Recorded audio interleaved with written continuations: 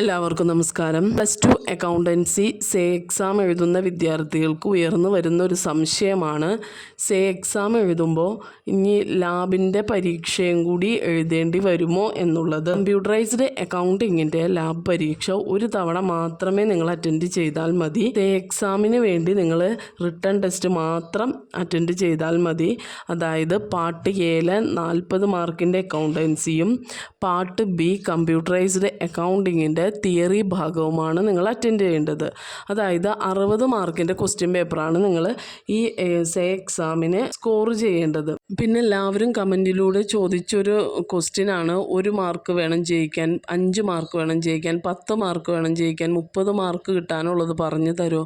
അപ്പം നിങ്ങൾ ആദ്യം നിങ്ങൾക്ക് എത്ര മാർക്കാണോ ലക്ഷ്യം വെക്കുന്നത് ആ മാർക്കിനനുസരിച്ച് നിങ്ങൾ എന്തായാലും നിങ്ങൾ ഹാർഡ് വർക്ക് ചെയ്യണം.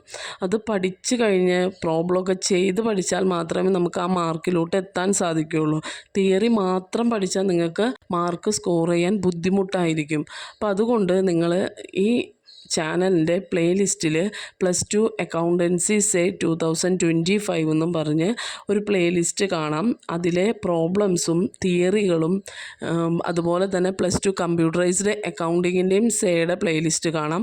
അതും കൂടി പഠിച്ചു വെക്കുക. എന്തായാലും നിങ്ങൾക്ക് വിജയം ലഭിക്കുന്നതായിരിക്കും. യാതൊരുവിധ ടെൻഷൻ്റെയും ആവശ്യമില്ല. ഇനിയുള്ള ദിവസങ്ങൾ നല്ല രീതിയിൽ ഉപയോഗിച്ചാൽ നിങ്ങൾക്ക് നല്ലൊരു മാർക്കോട് കൂടി തന്നെ പാസ്സാവാൻ സാധിക്കും. എല്ലാവർക്കും വിജയാശംസകൾ നേരുന്നു. Thank you for watching.